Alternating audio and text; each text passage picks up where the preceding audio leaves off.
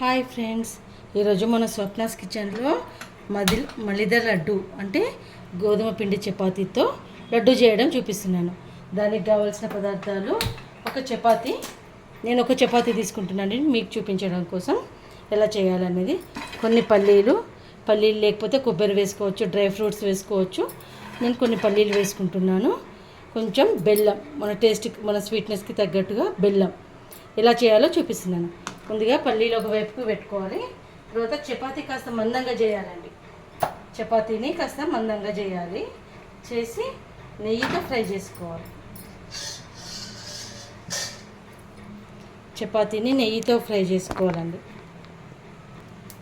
చపాతీని నెయ్యి రాసుకొని వేపుకోవాలి. ఇది కాస్త మందంగా చేసుకోవాలి. ఫర్ సపోజ్ మనం ఒక చపాతీ అనుకోండి, రెండు చపాతీల పిండి కలిపి ఒక చపాతీకి చేసుకోవాలి. అలా చేసుకుంటే ఇది కొంచెం లావుగా వస్తుంది. ఇలా చేసుకొని నెయ్యి వేసి కాల్చుకోవాలి మొత్తం చపాతీని.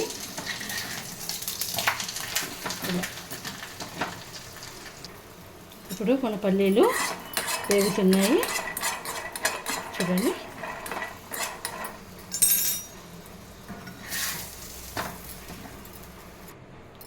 ఇప్పుడు మన పల్లీలు వేగిపోయాయి. ఫస్ట్ వీటిని మిక్సీ వేసుకోవాలి. కొంచెం చల్లారనిచ్చినాక ఇలా మన చపాతీని ఫ్రై చేసి పక్కన పెట్టుకోవాలి. రెండు వైపులా చక్కగా వేపుకున్నాం చూడండి. మన చపాతీ ఉంది కదండి, దాన్ని పీసెస్ చేసి మిక్సీలో వేసుకోవాలి.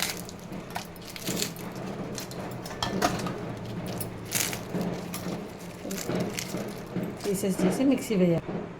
మన చపాతీ పౌడర్ మిక్సీ అయిపోయిందండి చూడండి. దీనికి మన టేస్ట్కి ఎంత బెల్లం అవసరమో మనం తినే స్వీట్నెస్కి బట్టి బెల్లం వేసుకోవాలండి. ఇప్పుడు మన బెల్లాన్ని కూడా మిక్సీ పట్టుకున్నాక ఇది చక్కగా ఈ గోధుమ పిండి చపాతీలో కలుపుకొని ఇలా మొత్తం కలుపుకొని ఈ పల్లి పొడితోటి కలుపుతూ ముద్దలు చేసుకోవాలి.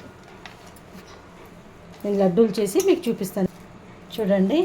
ఎంతో ఈజీగా, టేస్టీగా, హెల్తీగా ఉండే మలిద ముద్దలు, గోధుమ పిండి చపాతీ లడ్డూలు వితిన్ 5 to 10 minutesలో రెడీ అయిపోతాయి. మనకు పిల్లలకు స్నాక్ బాక్స్ లెక్క పెట్టవచ్చు, బ్రేక్ లాగా ఇవ్వచ్చు. మనం లేడీస్కి చాలా బలమైన ఫుడ్ ఇది ఇంకా శివుడికి మహా ఇష్టమైన నైవేద్యం అండి. శివుడికి పూజలు చేసేటప్పుడు ఇటువంటి నైవేద్యం పెడితే మనం అనుకున్న కోరికలు నెరవేరుతాయని చెప్తారు. ఇలాంటి ఈజీ రెసిపీస్ కోసం నా ఛానల్ని ఫాలో కాండి. నా వంటలు నచ్చితే నా ఛానల్కి like, share and subscribe. Swapna's kitchen.